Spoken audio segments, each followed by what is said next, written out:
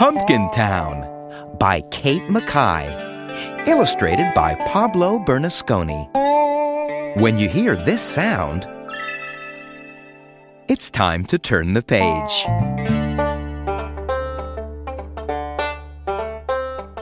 Jose and his family grew pumpkins.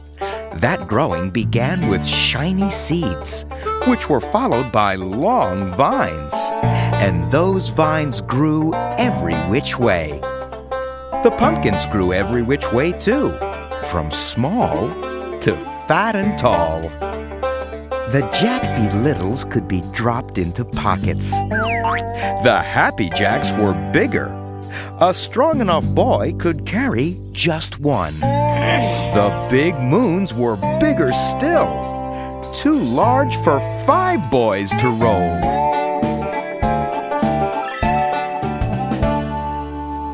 Come fall, Jose and his family would gather the pumpkins and collect the vines.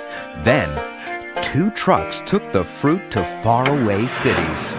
Some were hollowed and carved, and some were saved for pies. But before the trucks took the pumpkins, Jose and his family saved a few. They needed the seeds. When it came to saving pumpkins, Jose's father always said, "Save only the best and sell the rest." So, Jose and his brothers hollowed the best pumpkins and saved only the biggest, brightest seeds.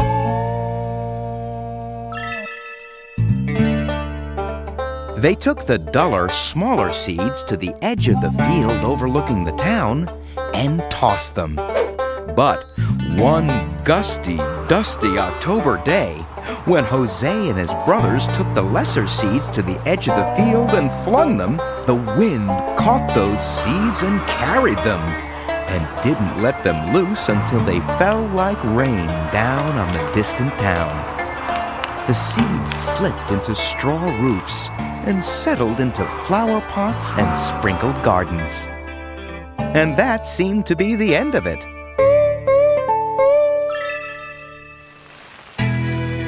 But the next spring, rain awoke those small seeds, and plants began. More rain fell, and vines grew every which way.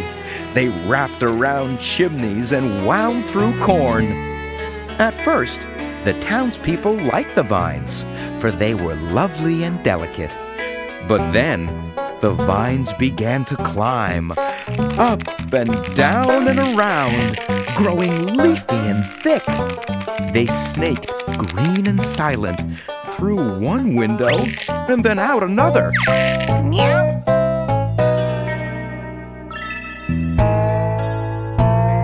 Then fruit grew and grew and grew every which way.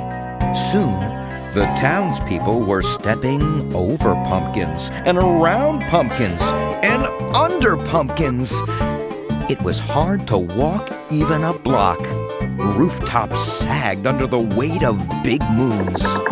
Fences fell, and when the wind blew, one had to dodge Happy Jacks and Jack Be Littles falling from trees. "Nothing is worse than pumpkins," groaned the townspeople.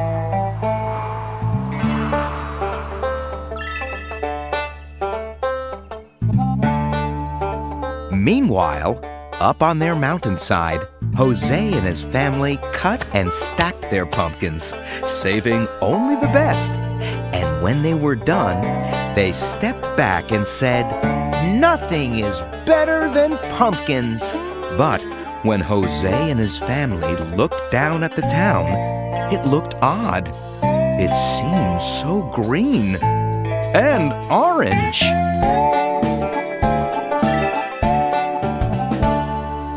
Since their field work was done, and because Jose and his brothers were curious, they walked to town the next day, where they saw more vines and pumpkins than they'd ever imagined. They remembered the gusty, dusty day that they'd scattered the seeds. "It is our fault," whispered Jose. "We must do something." whispered his brothers. "We rest for now," whispered Jose.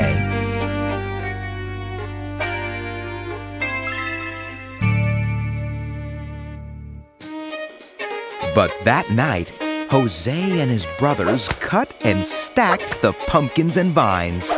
They worked as quietly as they could, but some townspeople still sneaked peeks. They marveled at how well the brothers worked. The brothers climbed up poles and twined through trees and snaked silent through one window and out another, gathering and stacking pumpkins and vines.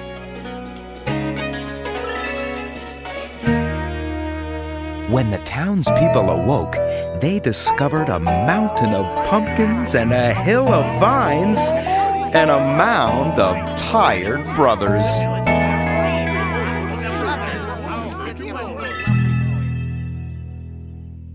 While the brothers slept, the townspeople filled a wagon with hay and set 5 great watermelons between Jose and his brothers in thanks for their aid. That wagon took the brothers back to their home, where they were laid in the glossy grass, still sleeping. When their father found them there, he asked them what they had done to deserve the great watermelons.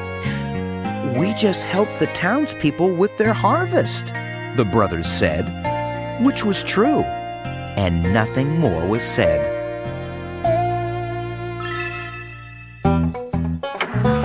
Down in the town, 5 trucks came for the mountain of pumpkins, and the townspeople were given a grand sum of money for all that fruit. "Ah, nothing is better than pumpkins," they said. Much of the money went toward a feast, held around a bonfire made by burning the hill of vines. It was decided then that the rest of the pumpkin money would be spent to carve a statue of the 5 mysterious brothers who had made a mountain of pumpkins.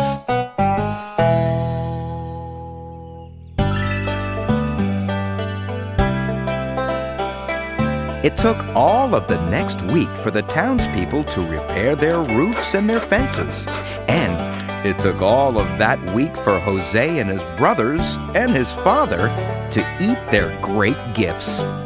The melons were so sweet that Jose and his family said, "Nothing is better than watermelons."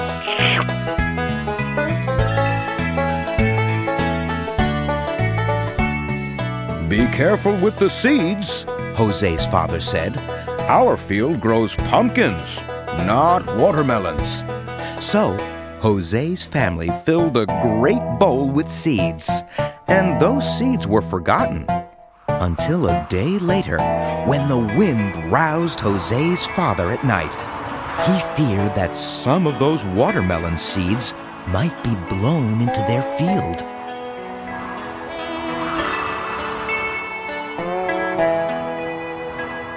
By moonlight, he carried the bowl to the edge of his field, and he tossed the seeds. The wind caught those seeds and carried them, and didn't let them loose until they fell like rain down on the town.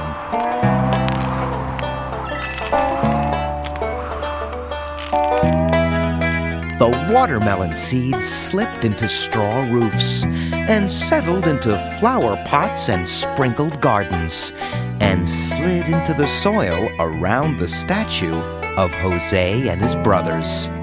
And that seemed to be the end of it.